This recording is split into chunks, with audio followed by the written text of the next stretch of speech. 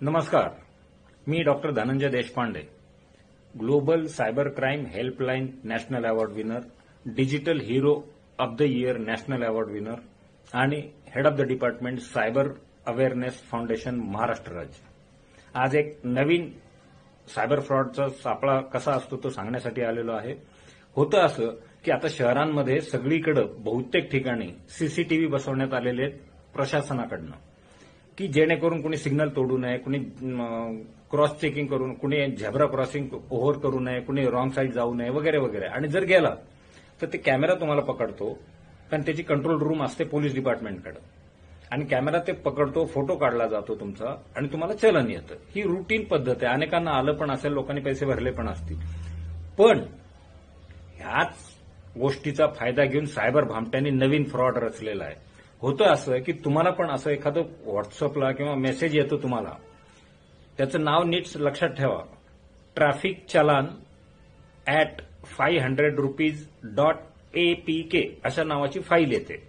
परत एकदा सांगतो, ट्रॅफिक चलान @500 rupees.apk अशी फाईल येते. तुम्ही विचार करता, आठवत बसता की कधी आपण काय सिग्नल चोडला होता का, काही झालं होतं का आपल्याकडनं. आपल्याला काय आठवत नाही सहसा. आपण काय करतो, असेल जाऊ द्या, कुठंतरी आपलं झालं असेल मिस्टेक असं म्हणून त्या फाईलला क्लिक करता आणि त्या क्षणी तुमचा फोन हॅक होतो.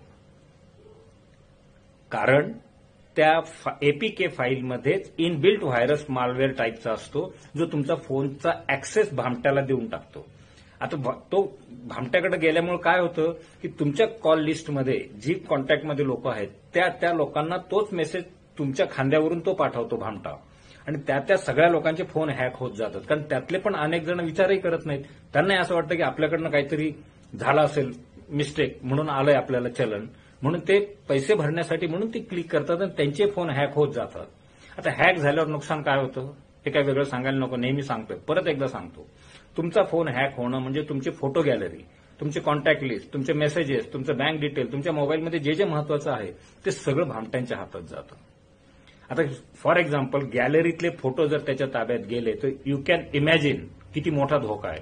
तुमचेच फोटो, प्रायव्हेट फोटो मॉर्फिंग करून तुम्हाला नंतर ब्लॅकमेल केलं जाऊ शकतं. बँक डिटेल काढून तुम्हाला आर्थिक फसवलं जाऊ शकतं. हॅक होण्याचा हा फार मोठा धोका आहे. तर मग आता अशी फाईल जर आली तर ती खोटी आहे कसं ओळखायचं? गंमत म्हणजे भामट्यांनी महाराष्ट्र पोलीस असा जो ब्ल्यू कलरचा जो लोगो आहे तो सुद्धा ढापला आहे. डीपी म्हणून येतो तुम्हाला तो. आणि ओळखायचं कसं, तर त्या डीपीच्या खाली नंबर येतो.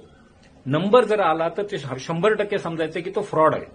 त्याचं कारण डिपार्टमेंटकडनं असा एखाद्या नंबरवरनं कधीही चलन येत नाही. त्यांचं अधिकृत पोर्टलवरनं चलन येत असतं. त्यामुळं नंबर जर आला असेल तर समजून जायचं की हा फ्रॉड आहे.